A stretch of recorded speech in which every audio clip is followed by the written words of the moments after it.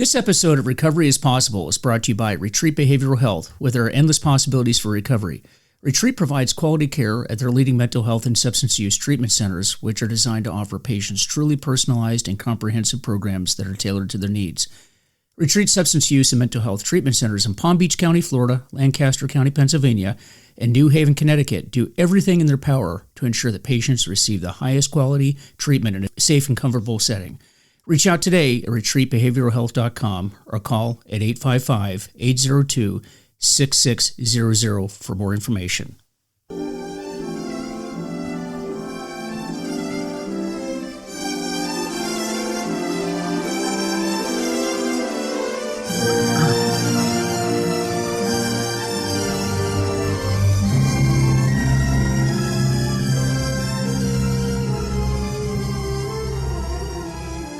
Hey everybody, this is Mike Van Meter, and this is Recovery is Possible. And, this is another great episode dealing with recovery issues. And that's so important because our nation is just struggling right now with mental health and recovery issues for drugs and alcohol. And I got to tell you, I am just very, very, very concerned about this fentanyl epidemic that we're having. And we're going to talk about that in some coming episodes because it is very, very difficult, and it's going to destroy this nation if we're not careful.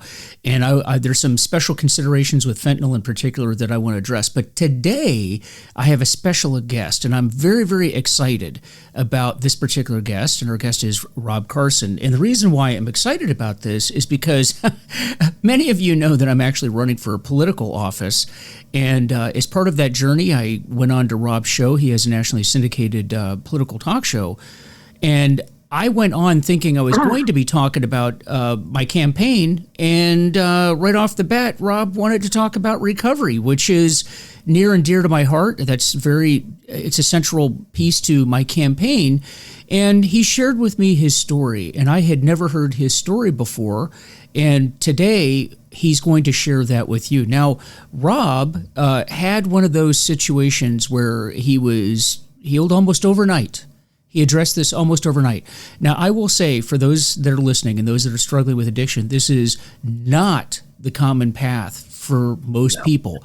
It does happen to some folks, and I have to say that I've not had anyone on this program that has talked about that. And I think it's important for people to realize that this can happen. And you've heard on this podcast many, many times how people, their journey and where they have gone with their recovery. And many of you know my story. I was one of those people. It took a very long time for me to finally get into the long-term sobriety. But I want to bring all of these different paths to you. And again, I'm very excited. I've gotten to know Rob here over the last few weeks, and what a great guy. But enough from me. I want you to hear his story, and I'll just open it up, let Rob introduce himself, and have him go through his story. And I know that you're going to get a lot out of this. So with that, Rob Carson, welcome to the show. Hello. You need to put a tag at the beginning like commercials, like results not typical in normal people, because I'm definitely not that. I don't think any of us are. No. I will say, yes, I did have a miraculous healing, but it didn't require no effort. Okay. Let me just explain that. Let me start from the beginning. My name is Rob Carson. I have a radio show nationally on dozens of radio stations around the country. I also have a television show on Newsmax television called Rob Carson's What in the World? And I wrote for Rush Limbaugh, Talent on Loan from God, for many years. And I was also a very hard drinker for many years, probably about 25 years. And ultimately, about 3 years ago, I was at my end, really. I had lost my job in radio.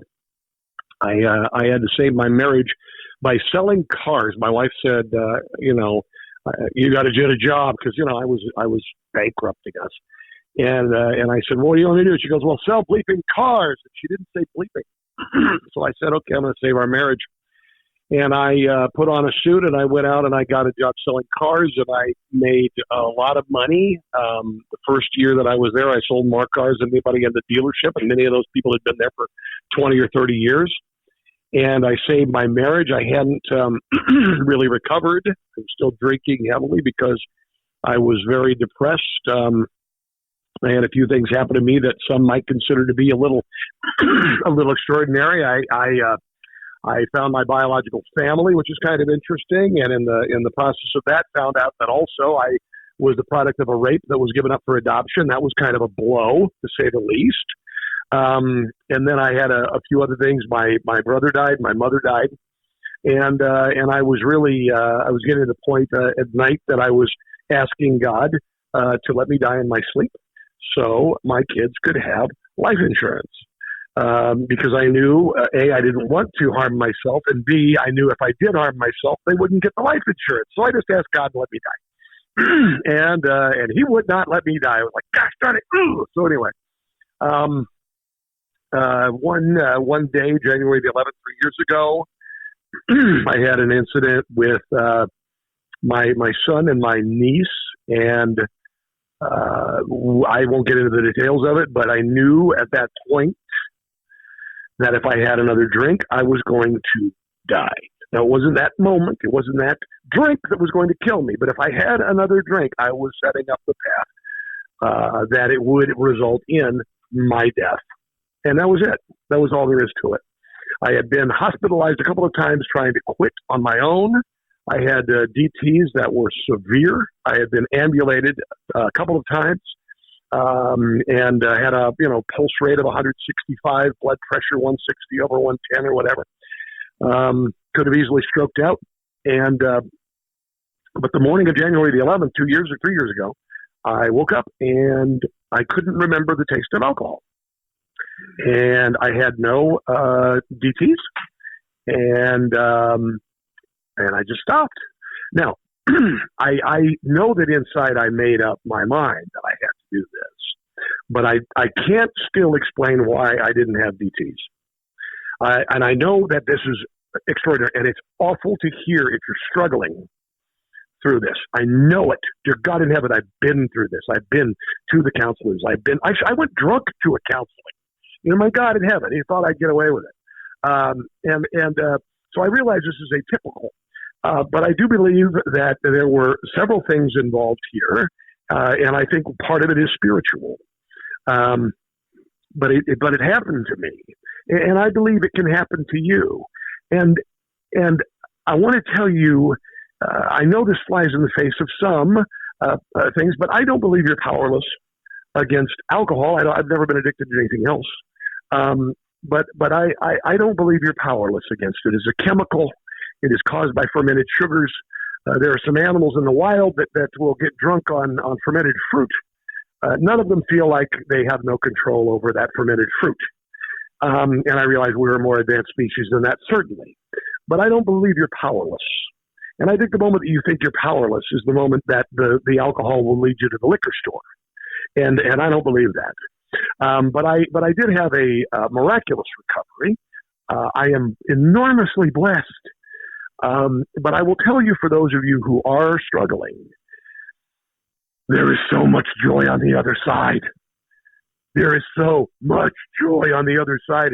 And maybe you're thinking, oh, man, I've never, you probably have even you even rejected friendships because they were square and they don't drink. You didn't want to hang around with people who don't drink because people who don't drink aren't fun and they suck. And you realize then when you are sober that it's really not fun when you're drunk. It's much more fun when you're sober. And I know that sounds very optimistic and happy and all that, but it's true. It's true. I got pass out drunk every day for about a decade. And every day I'd wake up and I'd wonder who I pissed off the night before. And I would hope that I didn't. And frequently I would. And I'd have to figure out what I did that pissed off my wife. And it was pathetic and terrible. And so I've managed to succeed without temptation. I got through the first month or so, and I did it with prayer and with intense meditation, and got back to the gym and got back the three pillars of my life. Mental, physical, spiritual. If one of those legs, if you know this, if one of those legs give out, you're in trouble. If all of them give out, you're dead. And I believe I was there. I like to use the example of other Gen Xers like me, like Matthew Perry. Matthew Perry died. He committed suicide. You don't know that. It just took him 30 years. It just took him 30 years. He was self-loathing. He didn't love himself, and I don't think he much cared about life. And ultimately, he succumbed. And I think that happens to a lot of us. And I'll just talk to the people who are my age in the audience. By the time you get to my age in the audience, which is about in their mid-50s, if you're still an alcoholic, you don't have a lot of years remaining. And a lot of people who, get to, and that was my producer, Ken, who was my spiritual sensei through all of this. He had 3 or 4 friends die in their 50s of alcoholism. And he said, Rob, I've never seen anything like it. And I know that if 3 years ago I continued to drink, you wouldn't be talking to me on the phone right now. So I've managed to regain the mental, physical, spiritual. I've managed to salvage my relationship with my family and my son particularly. And it's really glorious. But I think when it came to the spiritual aspect of this, I'd always asked God for help. But God didn't really help me until I had given up. And, and I think to some degree I was picked up and escorted back to health. But I did have to work. I want to mention this before I let you get a word in edgewise. There's a song that I used to listen to, and it didn't really, I knew it was a beautiful song, but it didn't make sense until the day that I became sober. And it was by Dave Matthews, and it's called Bartender. And my producer, Ken, I remember I told him, I said, I'm at the gym. I'm listening to this song. And he goes, Rob, that's the beast, man. You don't want to listen to a song called Bartender about drinking. That is the beast. And he called the demon inside of me of alcohol addiction, the beast. And I said, no. You don't understand, Ken. No. You got to listen to me. It's okay. Listen to the words.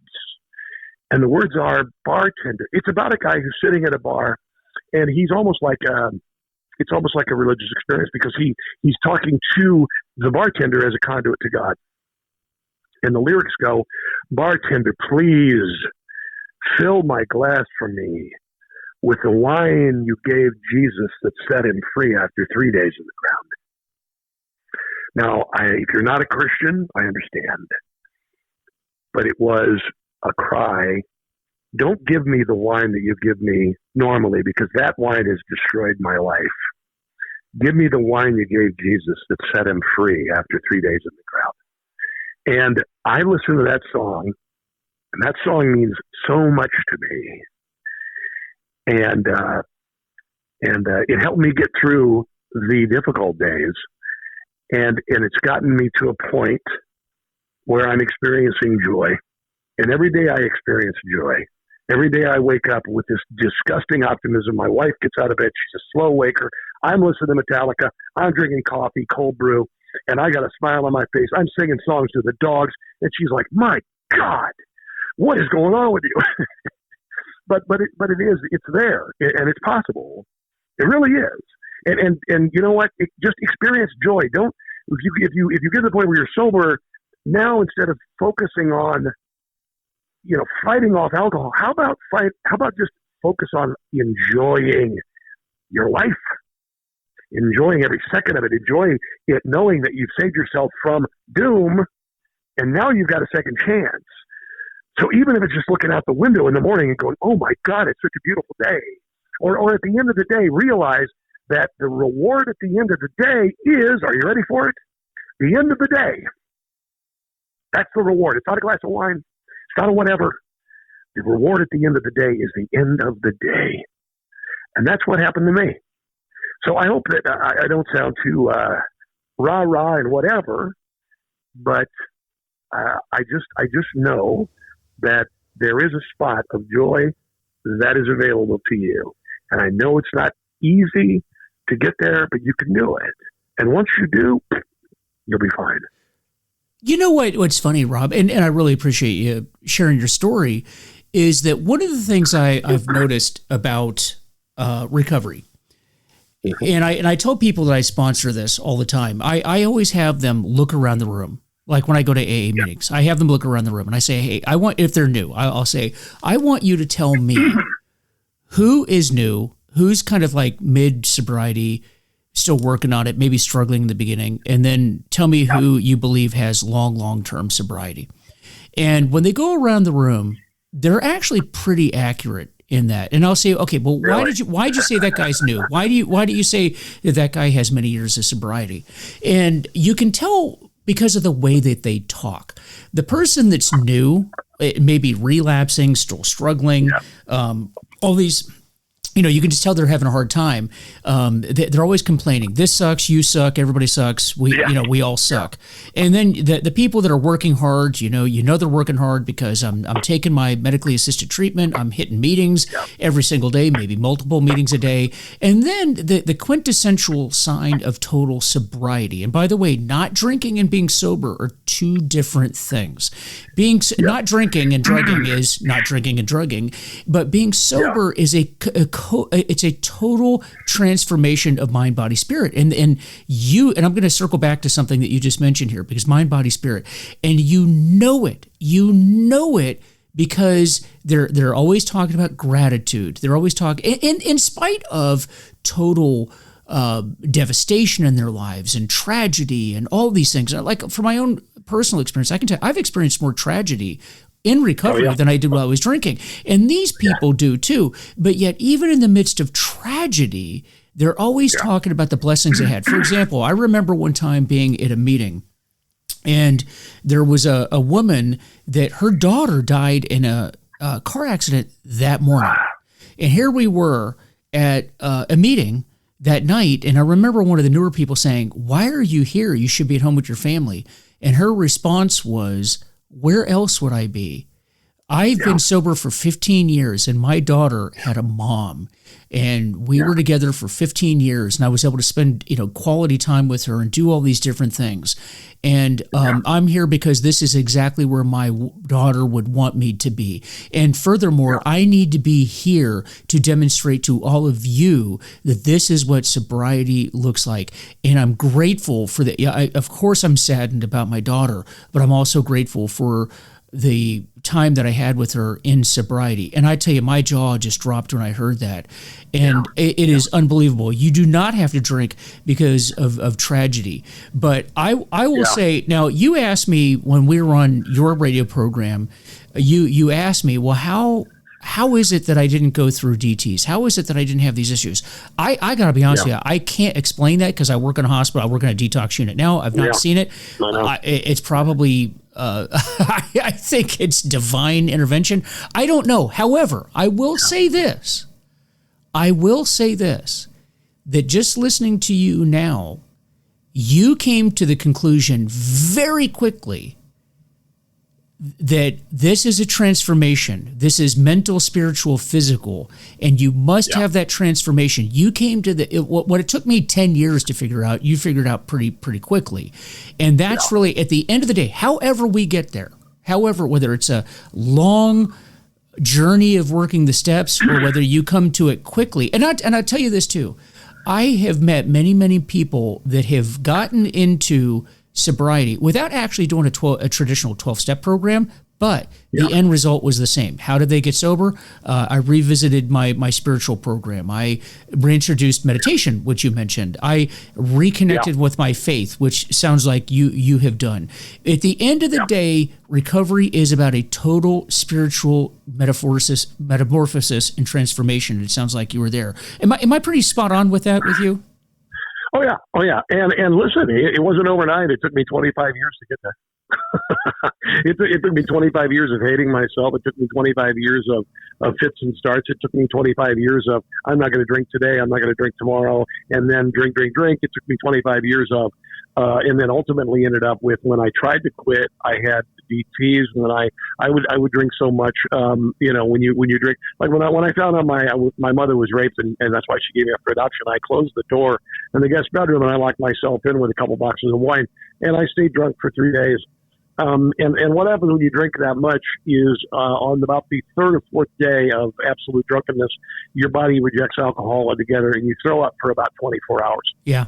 And you get violently ill for about 24 hours. And then you test yourself to see if you can drink again, because you know it'll make you feel better. And you do it. And I was there. I was in that point, man. I was like, wow, this is messed up. And so I had 25 years to get to this point, and 25 years of efforts, but it didn't happen for me. Don't act like it didn't happen overnight. I tried for 25 years and failed, but ultimately, I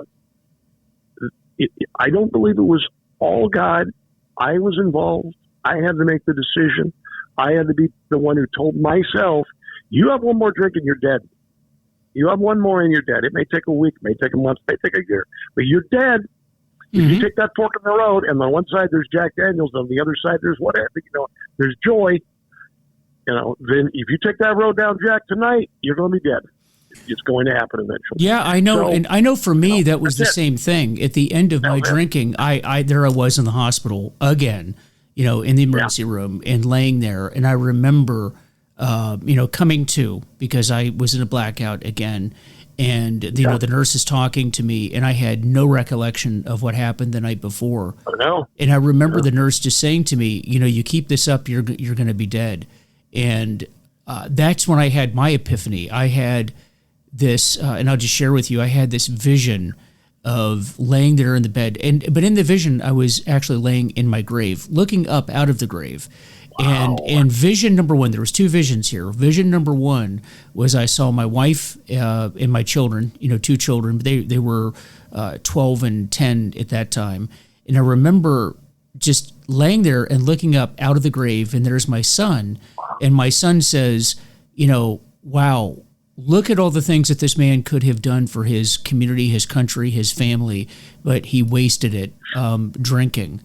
But then the other vision was, again, me laying in the grave, looking up, and my son says, this is not a time to be sad.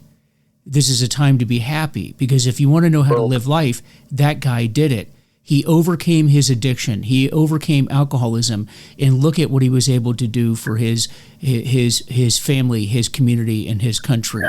And this, if you want to learn how to live, that's how you do it. And I got to tell you, and that was the day. Now, it was not easy. It was not easy. There were spurts at that point. But that was the day, Rob, that I said, I am committed, and I will do anything I can to get sober. And that was the beginning of this run of sobriety. And it's well over a decade now of sobriety. Yeah. And I've never looked back. And I think that's what it is. I think that you're either in or you're out. You're either... you're either committed to there's no, it's kind of like being pregnant. There's no kind of being pregnant. You either are or you aren't. And I think that sobriety is the same way. You're either totally in or you're totally out. I mean, do you agree with that? Well, you have to look at, you of course. You have to realize that, you don't need alcohol. Alcohol it's obviously, you look at it, the marketing of it, it's sexy, it's tasty, it tastes good. You want to pair your wine with your food and all that. And you think you're going to miss that. Oh my God, what am I going to do if I can't have a drink at a party? It's not going to be any fun. What it's going to be like? I can't eat a great meal. I can't go to a steakhouse without a glass of great wine to go along with it. And I understand that. The sensory, it's wonderful. It tastes good and all that. But, honestly, there are a million other things to enjoy. There are a million other things to love. You can enjoy food. You can enjoy, you've got a great sense of humor. If you think you're funnier when you drink, no, you're not. No, you're not. The alcohol, just don't make it. I mean, it's easy for me to say, but just when you leave it behind, don't have so much reverence for it. Just like, it's alcohol, whatever. Leave it behind. Do it. You can do it.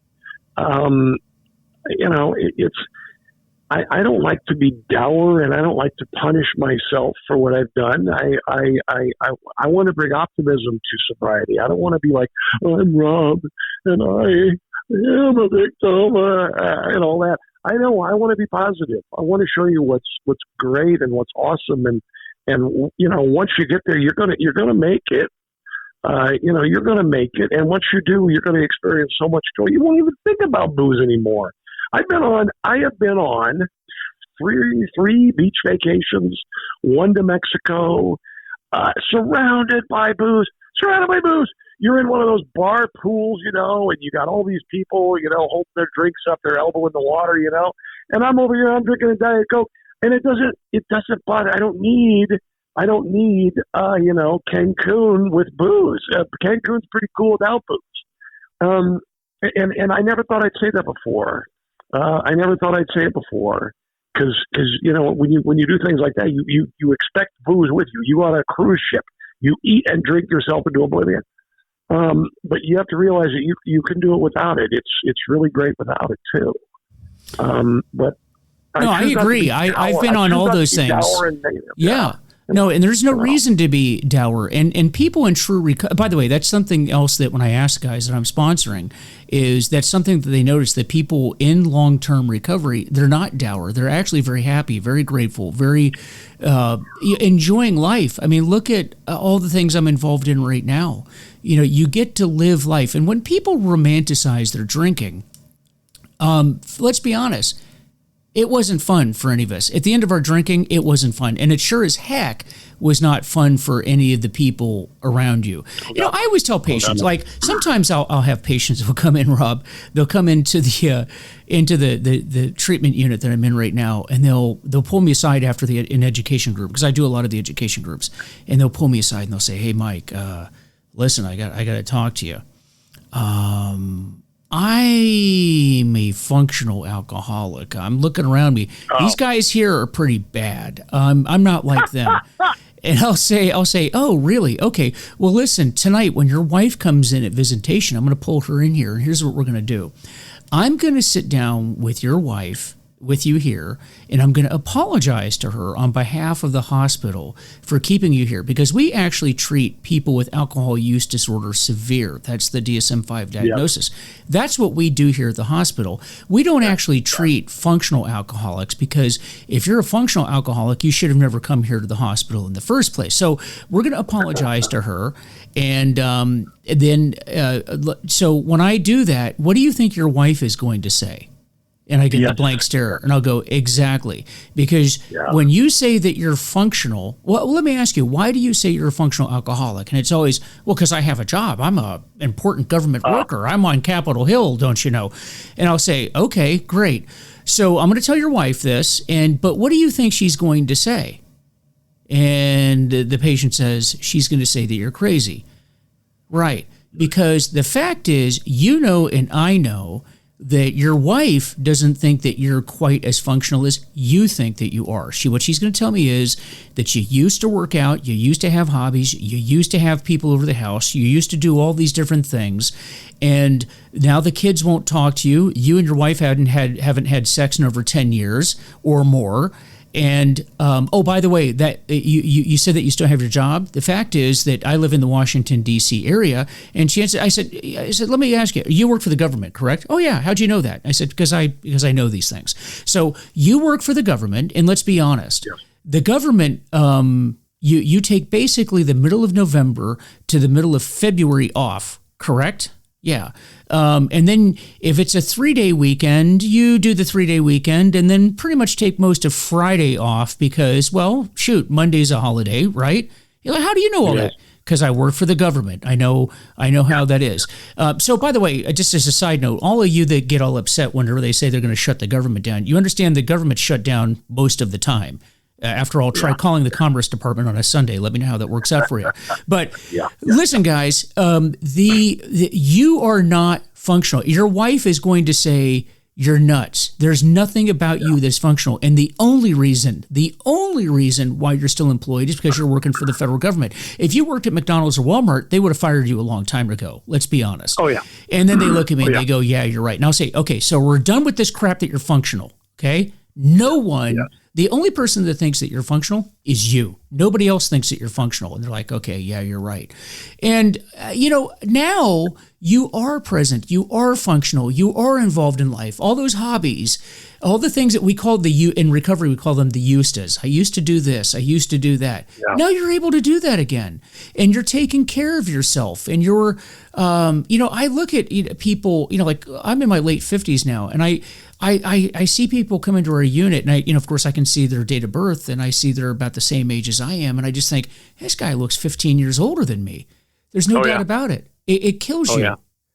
There's nothing fun about this. No, I was up.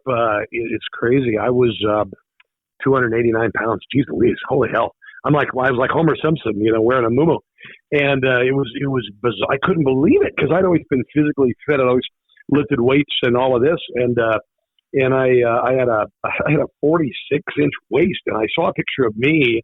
I don't know what I was doing, but I saw a picture of me. I was like, I couldn't believe it. I couldn't believe it was me. I mean, I really felt like I was looking at another person, and I looked at him like, look at that obese man. I mean, that's not me. I'm always the one who's not fit, all this. And it was, I look at those pictures, I'm so embarrassed. I'm like, but it doesn't, I don't look, it's a different person. It's not just the obesity, it's a different person. That's not me. And now, I mean, I've been going to the gym. I'm 58 years old. I've been going to the gym.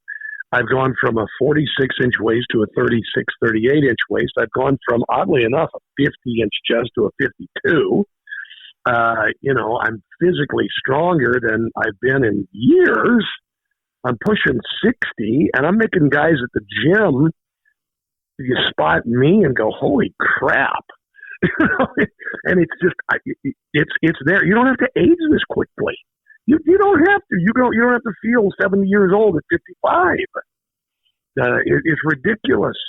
And I'm going to tell you also, and this is the aside, as you age, the only thing that's going to keep you healthy in your older age, if you want to be walking around and going for walks and stuff at 78 rather than with a walker or bedridden, you better start getting your butt in gear. You better start resistance training. You better start doing something. You got to work on some muscle, or you're going to be a hobbled up old person in a wheelchair or whatever, and you're going to spend a good share of your life in misery. So if you're at this stage of your life now, you better get it fixed because you're going to be infirmed, in not all that long a time. I like to say where I am in my life, I am 2-minute warning, third quarter. And so we're going into the fourth quarter here. And how do I want to make this fourth quarter? Do I want to make it great, or do I want to make it, just okay? And I've decided to win this game. And I think that this is an important message for people to have. And we don't talk about this enough because, Rob, addiction is the thing. Let me tell you something. I go around the country, whether it's giving political talks or recovery talks, every group that I speak to, every single group I speak to, I ask how many people in the room, whether it's yourself or someone, you're related to them, you work with them, who here knows someone with an addiction issue? Rob, do you know that 99% of the time, every single person in the room raises their hand? Addiction affects everybody. Everybody knows someone. But it's the one thing that we never talk about. And our government right now, and I'm not going to make this political. I'm just saying this is a statement, okay, to everybody out there listening. Don't panic. I know this is a recovery program. Don't panic. I'm just saying because this is not a party issue. This is not Republican Democrat. This is an American issue. No. A human, and I shouldn't even say American. It's a worldwide problem. Addiction is a problem. That this is the one thing that we don't talk about, and consequently, the people that need to get help don't get help because there's so much stigma behind it. I say, who here believes that addiction is a disease? Everybody raises their hand, yeah. But then when you really start pressing them on it, they still always come back to, yeah, but it's a moral failing. It's you weren't strong enough. No. It is a disease. But people don't talk about it. They don't talk about it, but we need to talk about it because this is such a rampant problem. We shut down the country during COVID. People died. I'm not disparaging that. I'm not undermining that. I'm not downplaying that. It was a bad thing. But I got to tell you, Rob, more people died from mental health and addiction issues. Far more people died during that period from this issue than from COVID itself. But we never talk about it. Never talk about it. 100%. And it also created a new generation of addicts, younger people. It really, really did. It wrecked young people. It wrecked social skills, social circulation, being able to be with your friends, going to concerts, going to movies. It was an awful, awful thing. It was an awful thing. People need to be held accountable for it too. That's beside the point. But what happened during COVID only exacerbated. Why did they keep the liquor stores open? What do you suppose that is? Yeah, they kept the liquor stores open. Isn't that interesting? Well, okay, you know what? It just showed. It showed, and I'll tell you what they did. I know why they did. I know. This is why we have to have more people in government, in my opinion, that actually understand addiction, because there was. Let me see how I can couch this. I understood the logic behind it, because remember we talked about it. If you're drinking alcoholically and then you stop drinking, all of a sudden it is dangerous. You can have a stroke, seizure, heart attack. Okay, I got that. Understand that. And there was some logic to that. However, where I kind of raised the BS flag on how this was handled was, okay, we kept the liquor store open so you don't go into DTs. Okay, by the way, you got to walk into the liquor store and be around other, because the big thing was COVID, right? So you're around the store clerk, you're around other people in the liquor store. Okay, but we also at the same time shut down AA, NA meetings, Celebrate Recovery, all the 12-step meetings, and church. So, okay, if you're saying that we're worried about people dying from strokes, seizures, and heart attacks if they stop drinking, okay, great, but you took away the programs where these people could get well. So, and that was because we had politicians that didn't understand. We didn't have people like you and I, Rob, that could articulate how this works, and they just started making these decisions. Does that make sense? Yeah, you're right. I don't even know how to explain it. It was the worst combination of things you could do to people who are addicted. It was the worst thing you could do. You might as well drive them to the damn liquor store. You can't go to a concert, can't go to the movie, can't go to church, can't whatever. You can't be with your friends. Okay, liquor store's open. There you go. I mean, honestly, could you think of a worse combination? It was ridiculous. You can't go to church, you can't go to the gym. It's ridiculous. Yeah, absolutely ridiculous. It was tragedy. And we're still recovering from that, but we're going to get past it, and I hope that if you are struggling, and I know that there are people who maybe listen to the podcast right now who are sneak the drink or two. I want you to stop and think about what you're doing. You're not getting away with it. You're not fooling anybody. I remember I heard an interview with Jennifer Aniston. And it was Matthew Perry before he died. It was a few years before, and he said that one of the most powerful things that happened to him was Jennifer Aniston pulling him aside on the set of Friends and looking at him and saying, "You're not fooling anyone." And he thought he was getting away with it. He said, "I'm just sneaking a little on the side here." And she goes, "You're not fooling anybody. We all know." And that's the thing. If you are thinking that you're functional, and you're thinking, I can get away with it, or maybe, hey, it's Friday, it's whatever time, you're not fooling anybody. You aren't. You may think you handle it. You can just ease into it, maybe one or two drinks, and you're cool. You're not. You're not fooling anybody. You're not even fooling yourself. You're not. So... No, that's absolutely true. And it's funny that you say that, because I have patients say to me all the time, "Hey, Mike, I'm here, I'm doing this, but no one knows that I've been drinking." Yes. And I say to them, that's absolutely not true. Do not ever mistake the fact that no one says anything to you that they don't know. I always use this example. I'm a retired FBI agent. I think most of the people on this podcast know that. And I always use this example where, look at the spies, Hansen and Walker, who was in the Navy, all these big spies, and other issues that we had going on. In fact, there's an FBI agent that I used to work with that's in prison right now, and I had reported him many, many years ago. But when he got arrested, agents, probably 100 or more agents lined up to say, "Oh my gosh, I knew what this guy was doing," or "Hansen, look at this guy, he gets arrested," and everybody knew what he was doing. And the question was, yeah, but did you tell anyone at the time about it? And the answer was, well, no, I didn't tell anyone. And that's the same with our drinking. You don't think that people don't notice it. They do, and if they don't say anything to it, it's because we are inherently a non-confrontational society. If you think about it, your buddy at work who's drinking, or your family member that's drinking too much, and you go and you confront them, that's a hard conversation for people to have. But it doesn't mean that they don't see it. And because I know when I went and I made my amends, because I did, I worked the steps and I did the amends with people at work, and I would go to someone and I would say, hey, listen, back in, the day, you probably didn't know this was going on in my life, but, I really want to apologize to you for this, that, and not being there for you at the time, et cetera, et cetera. And they would say, oh God, Mike, I am so glad you got one. I was so worried about it. I used to pray for you, Mike. I used to pray for you. And I'd be like, you knew? And they'd say, of course, everybody knew. And I'd be like, really? Well, none of you said anything to me about it. But listen, if you, at the end of the day, and I think that you really hit the nail on the head here. At the end of the day, it's not about what other people say to you. You know in your heart that you're drinking, you're drugging, whatever's going on with you, you are not accomplishing what you can and should be. You're not what you should be accomplishing in life. You are not the person that you were designed to be while you're drinking. And you really don't even need other people to tell you that. You know that. That's important. It's interesting. For instance, I had a good friend who everybody knew he was a drunk. Everybody knew he was on the road to ruin. He ultimately had to get a liver transplant.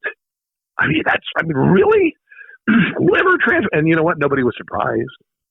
And like, for instance, I remember him saying, hey, I got a new job. Oh, really? Where are you working? Oh, liquor distributor. I'm like, oh, okay, you're going to die. It's like, really?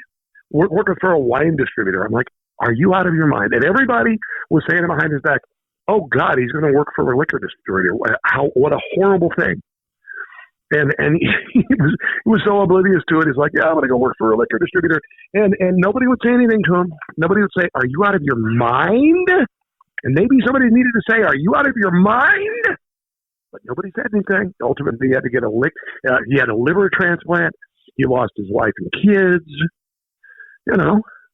Maybe that's the thing. And here's the problem. You can have somebody tell you all the time that you have a drinking problem, and you will reject it, and you'll say no, and you'll deny it, all that stuff. And you've got, so there's that. But at the same time, there's also, maybe you need to hear from some people, too, who are afraid to speak up. Like your friend, dude, are you out of your mind? Let me say it like, you're going to work at a liquor store. Are you out of your mind? Do you realize what you're doing to your family? Do you realize what you're doing to your life? Maybe there's a little bit of that. I guess sometimes when you hear it from the people who are very close to you, like your wife, losing your wife and kids is not hitting rock bottom. You'll still drink. You will. Some people will still drink even though wife's leaving. Oh, whatever. I'm going to get drunk. But maybe it's that person who's afraid to say something. Finally saying, "Dude, I got to tell you, you're nuts. You got to stop." So it's a tough battle. It's a beast. And there's no cut and dried answer. It depends on what works for you. And, maybe if I would have said to my friend, are you out of your mind? Or rather than whispering behind to my friends, man, can you believe he's going to work for a liquor distributor? Yeah, I know. He's going to kill himself. How about one of us telling him? Right. Right. So it's tough. It's tough. And, I think that if you are, I remember, this reminds me of when I was in the FBI towards last few years before I retired. I was what was known as an employee assistance program counselor. In addition to, I was teaching at the academy and then later I was at the National Joint Terrorism Task Force. But I was an employee assistance counselor. And what that meant was, I was very open about my recovery, so the Bureau knew about it. So I became the guy that they would send people to talk to, that if they believed they had alcohol, because alcohol is rampant in law enforcement, to include the FBI. God, yes. And so people would get sent to me, and they'd say, hey, Mike, do you think I'm an alcoholic? My boss has a problem with this. And, he said that I had to come and talk to you, but I don't think I'm an alcoholic. What do you think? And I would say, well, I'm not qualified to say that. This is pre becoming a therapist. I was just a peer counselor. I said, listen, I'm not qualified to tell you whether you are or you aren't, but I do want to ask you a few questions. Do you think that your boss is picking on you? I don't know. I mean, he's on my back about my drinking. Okay, well, does the boss go to, are there other people in your squad that the boss has said this to? Well, no. Okay. How about your wife? Oh, my wife's been on me for a while. How about your kids? See, my wife has been on, the kids have been on me for a while. So your wife, your kids, and your boss sent you to me to talk to. And, well, all I know is this, that the litmus test for having, whether something in your life is a problem, and this goes even beyond alcohol. It could be anything. If your primary relationships, the primary relationships being your employer and your family, if they are negatively impacted, then by definition, it's a problem. Yeah. And when you tell me you don't have a drinking problem, the fact that your wife, your kids, and your boss over here on the squad, they think they have a problem, by definition, you have a problem. And I'll point something else out to you, too. And that is that do you know that normal social drinkers, those people that can drink socially, they don't have the disease of addiction, has it ever occurred to you that they never talk about their drinking? Because it would never occur to them to talk about their drinking. I mean, after all, the guy that had a glass of wine last Christmas Eve, his wife likely is not hounding him about it here on June 22nd, okay? Yeah. It wouldn't occur to his wife to hound him about that. Why is your wife hounding you? Because you're pretty much drinking all day, every day. That's why. Yes. That's exactly the litmus test. Is it affecting your relationships? Okay, then you have a problem. And so, and usually you see sort of the light coming on at that point, with the people, because what are you going to say to that? That's pretty damning. Yeah, well, Rob, so as we close out, give us again. Your path is a bit different than mine, and every path to recovery is different. But kind of to somebody that may be struggling right now, listening to us, throw out some advice. What would you say to anybody that's listening to you right now that's struggling? What would you say to them? Get to work on all the pillars of your life. Get to work on the mental, the physical, and the spiritual. Go to the gym. Listen to music that inspires you. Listen to music. Music is really important. Music motivates me. I listen to every kind of music. I listen to hard rock. I listen to everything. I listen to music. Music gets me going. It distracts me, and then it makes me go to the gym. And then I go to the gym. And every time I go to the gym, even when I don't want to go to the gym, I never regret going to the gym when I'm done. Take time every single day and pray and meditate. Before you go to bed at night, meditate and pray. And as you're falling asleep, think about what you want to do. Think about how you want to make your life better. The most creative time in any person's day is as they're falling asleep and waking up. Some of the greatest discoveries in the history of science, including Niels Bohr creating the atomic theory, he got it from a dream. So if you're looking for answers in your life, if you are looking for solutions or maybe a path, do it as you're meditating as you go to sleep, and remember it. I mean that. It's really, really amazing. I write, I have inspiration come to me all the time. Realize at the end of the day, the reward at the end of the day is the end of the day and not a glass of wine. Like I said, you've got to do the physical, you've got to do the spiritual, you've got to do the mental. If you have depression, if you have some sort of something like that, then certainly you get counseling. Realize that you're not fooling anybody, and if you think you drink too much, everybody else knows you drink too much. Everybody knows it. You're not fooling anybody, and you've got to. If you want to live, you can do it. If you want to live, you can do it. If you're not terminally ill, there are a lot of people who would change places with you. Oh, listen, you don't have stage 4 cancer, just alcoholism? Hell yeah, I'll take that. And then I'll beat it because I can. The people who, my mother-in-law just died. She had terminal cancer, 1 year to live. Do you think she would have changed places with you as an alcoholic, and all you got to deal with is getting over drinking? She would have taken that any damn day of the week. But you're choosing that terminal illness. Really? Yeah, that's what you ought to think about. I get chills when I hear you say that, because I have actually used that example in the treatment center myself. Yeah. This is a disease, and I work in a hospital, and I'll tell the patients, I'll say, look around you. We're surrounded by cancer units. We have heart patients. We have people getting transplants. We have the women's center over here. We have people dying from all kinds of things.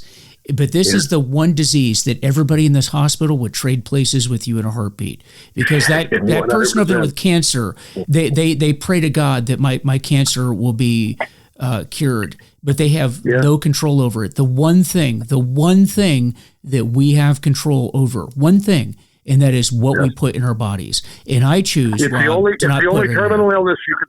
It's the only terminal illness you can cure yourself. Yeah, and all it is. And I say to people that addiction is complicated and profound and simple all at the same time. We've had books, lots of books and podcasts, and this podcast right here, libraries full of books, videos, documentaries on telling us how to do one thing, and that's not put alcohol in our body. It's amazing, but that's all I have to do. All I've done successfully in the last 12 years is not put alcohol in my body. That's the only thing I've done. And guys, I will tell you, and you've heard it from Rob here today, your life will get not 100% better, Rob, not 100%, 1,000% better. I promise you that. Oh, yes. Well, I have so enjoyed talking with you, and what a tremendous story. And congratulations. You said it's been 3 years now? 3 years sober now? 3 years. Yeah, Unbelievable. 3 years, Unbelievable. That's a miracle. Fortune. Yeah. It is. I'm very blessed, and I am reaping rewards from it every day. I have a nationally syndicated radio show, which is the rare air of broadcasting. A very small percentage of people get that, and I use it every day to bring positivity and joy and entertain and inform and motivate people. So I never take a day for granted. I'm very, very, very, very blessed, and I try to inspire people as well. That's the most important thing I can do right now. I do. I tell you what, I listened to your show, your nationally syndicated show, and it's funny. You have fun. I mean, you talk about serious things. I mean, you're talking about what's going on, but you have that knack of talking about something very, very serious, but being funny at the same time, and that's not easy to do, but you pull it off very well. Very well. Thank you, brother. Yeah, I appreciate that.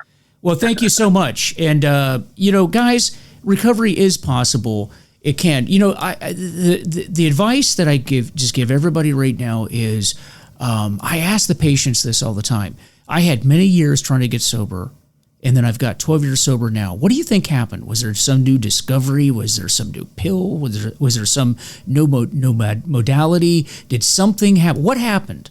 And the answer was, I became willing to listen only the way that the dying can. And I was willing to listen to those that went before me. And take the advice. People like Rob here giving you pearls of wisdom on how you do it. If you want to be able to do something, like if you want to be a NFL quarterback and you're the third string quarterback on your high school team, and Tom Brady comes in and starts hey, come down to my mansion in Florida and I'll teach you what to do. You're going to listen to what Tom Brady says. Nobody at the end of a summer with Tom Brady says, well, Tom, I actually have my own way of doing things, and here's what thank you for the 3 months in your mansion here. I wish your model wife was still around, but she left you and took half your stuff. But hey, I really appreciate you spending the time, but I'm going to keep doing it my way. But my way has not been working. That's why I'm third string on the high school team. Now, it's the same way with recovery. If you want to know how to get well, talk to those that have gotten well. So with that, you guys, you take care of yourselves, and we'll be talking to you soon. Stick with it. Keep your head up. Recovery is possible. Rob here is an example of it. You can do it. See you next time.